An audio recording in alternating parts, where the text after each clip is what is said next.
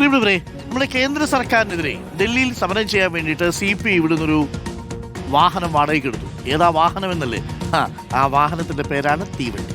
ഒരു ട്രെയിൻ തന്നെ നമ്മൾ വാടകയ്ക്ക് എടുത്ത് നേരെ ഡൽഹി കൂടിക്കുകയാണ്. അപ്പോൾ കേന്ദ്ര സർക്കാരിനെതിരായ സമരത്തിന് പോകാൻ വാടകയ്ക്ക് ഒരു ട്രെയിൻ എടുത്തു CPI.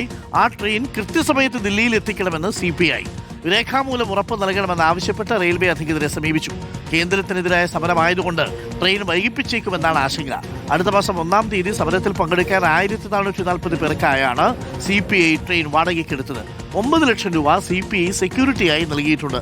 റഹീസ് റഷീദുണ്ട്. റഹീസ് റഷീദ് സ്വന്തമായിട്ട് ഒരു തീവണ്ടിയൊക്കെ ചാർട്ടർ ചെയ്ത് നേരെ ബുക്ക് ചെയ്തിട്ട് പോവാണ് ഡൽഹിക്ക്.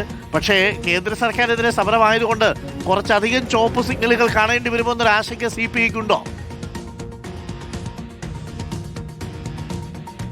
അരുൺകുമാർ, കേന്ദ്രത്തിനെതിരെ ഒരു രാഷ്ട്രീയ പാർട്ടിക്ക് സമരം ചെയ്യണമെങ്കിൽ എന്തൊക്കെ പെടാപ്പാടാണ്, ഏതൊക്കെ തരത്തിലുള്ള കടമ്പകളാണ് പൂർത്തിയാക്കേണ്ടത് എന്നതാണ് ഇതിൽ നിന്ന് മനസ്സിലാക്കേണ്ടത്. ഓണക്കാലമായതുകൊണ്ട് സാധാരണഗതിയിൽ അവർ ടിക്കറ്റ് എടുക്കാൻ നോക്കിയപ്പോൾ ടിക്കറ്റൊക്കെ ഫുള്ളായതുകൊണ്ടാണ് ഒരു ട്രെയിന് ഫുള്ളായിട്ട് അങ്ങ് എടുത്ത് പോകാം. 27-ാം തീയതി പോകും, 1-ാം തീയതി ഡൽഹിയിലെത്തും, സമരത്തിൽ പങ്കെടുക്കും, തിരിച്ചു വരും എന്ന് കരുതി നേരത്തെ തന്നെ 9 ലക്ഷം രൂപ അഡ്വാൻസായി കെട്ടിവെച്ച് അവർ സമരത്തിന് പോകാൻ തീരുമാനിച്ചത്. പക്ഷേ കഴിഞ്ഞ ദിവസം നിർവാഹക സമിതി യോഗം ചേർന്നപ്പോഴാണ് അവർക്കൊരു വീണ്ടും വിചാരം വന്നത്. കാരണം 1-ാം തീയതിയാണ് ട്രെയിൻ ചലോ ഡൽഹി സമരത്തിന് വേണ്ടി ഡൽഹിയിലെത്തുന്നത്. ആ എത്തൽ വൈകിപ്പോയാൽ, ഒരു ദിവസമോ അര ദിവസമോ ഒക്കെ വൈകിപ്പോയാൽ സ്വാഭാവികമായും 1500-നടുത്ത ആളുകൾ പോകേണ്ടത് കേരളത്തിൽ നിന്നാണ്. ആ ട്രെയിൻ എത്തിയില്ലെങ്കിൽ അത്രയും ആളുകൾ കുറയും. ഏറ്റവും കൂടുതൽ ആളുകൾ എത്തുന്ന ഒരു സംസ്ഥാനം കൂടിയായിരിക്കും കേരളം. സമരത്തിൻ്റെ സ്വഭാവം തന്നെ മാറും. ഒരുപക്ഷെ അത് അവരുദ്ദേശിച്ച തരത്തിൽ ആ സമരം എത്താൻ സാധിക്കില്ല എന്നവർ മുൻകൂട്ടി കണ്ടിട്ടാണ് റെയിൽവേ അധികൃതരെ സമീപിച്ചിരിക്കുന്നത്.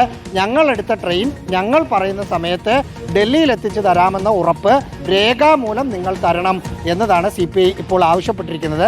അവർ രേഖാമൂലം മറുപടി കൊടുക്കും എന്നാണ് പറയുന്നത്.